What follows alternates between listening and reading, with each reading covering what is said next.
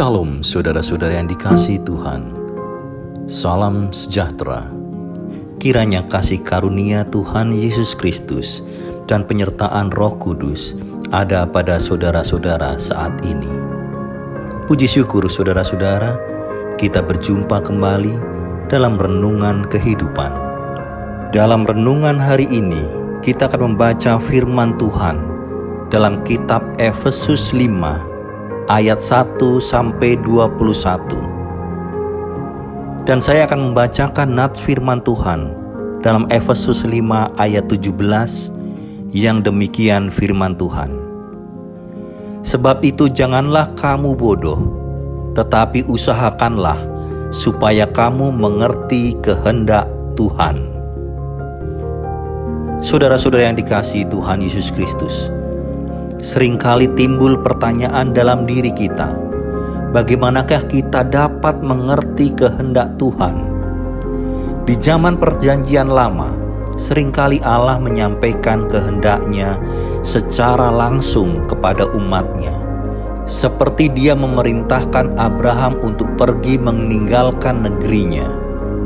Allah berbicara kepadanya, "Pergilah dari negerimu dan dari sanak saudaramu dan dari rumah bapamu, ini negeri yang akan kutunjukkan kepadamu." Begitu juga saat Allah mengutus Musa untuk memimpin bangsa Israel keluar dari Mesir, Dia menyampaikan kehendaknya secara langsung, tanpa perantara.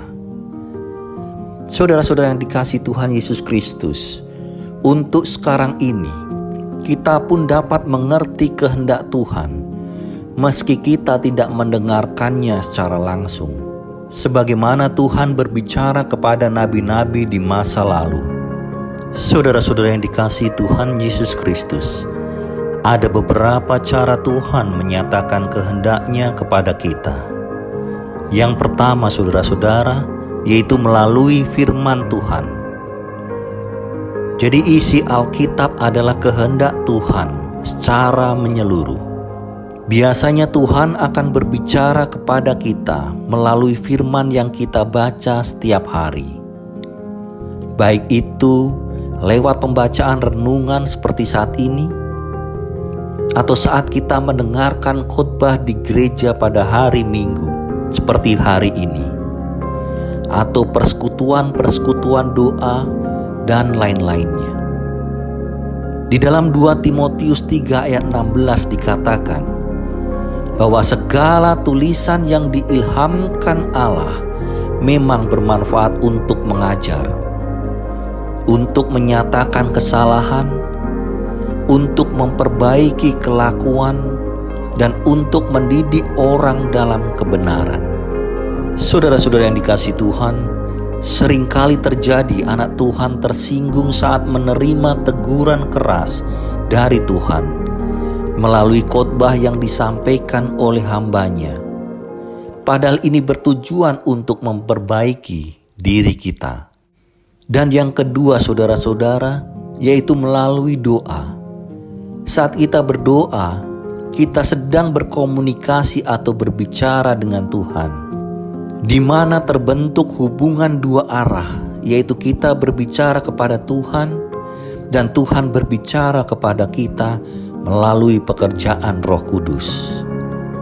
Dan yang ketiga saudara-saudara, yaitu melalui peristiwa yang kita alami.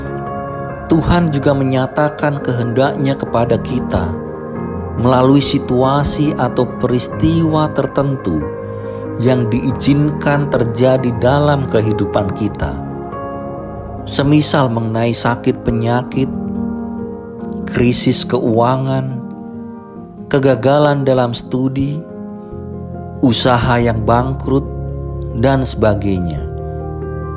Bukan berarti Tuhan itu jahat, namun ada saatnya Tuhan memperingatkan kita ketika kita mulai keluar dari kehendak-Nya. Jadi saudara-saudara yang dikasihi Tuhan Yesus Kristus, sebagai orang percaya, kita harus selalu peka terhadap kehendak Tuhan dan selalu siap untuk menjalankan kehendak dan perintah-Nya. Kita harus yakin bahwa kehendak Tuhan selalu mendatangkan kebaikan bagi kita. Haleluya. Saudara-saudara yang dikasihi Tuhan, mari kita berdoa. Tuhan, Allah Bapa yang bertahta dalam kerajaan surga yang mulia, puji syukur kami panjatkan kehadirat-Mu Tuhan, atas kasih karunia-Mu kepada kami, sehingga pada hari ini kami masih dimampukan untuk memuji dan memuliakan nama-Mu. Tuhan Yesus Kristus, terima kasih atas firman-Mu pada hari ini ya Tuhan, bahwa kami senantiasa diingatkan untuk selalu siap dan peka terhadap kehendak-Mu.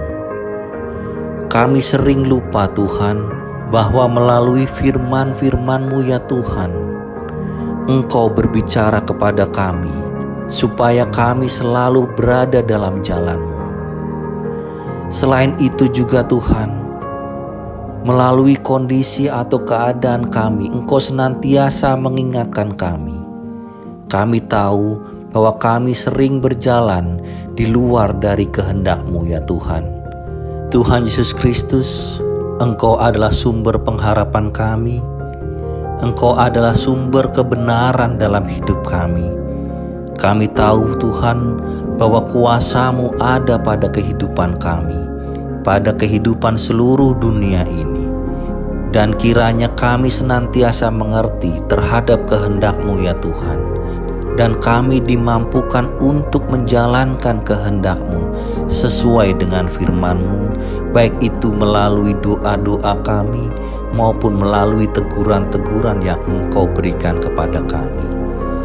Tuhan Yesus Kristus, kuatkanlah kami, tuntunlah kami, dan urapi kami dengan Roh Kudus-Mu.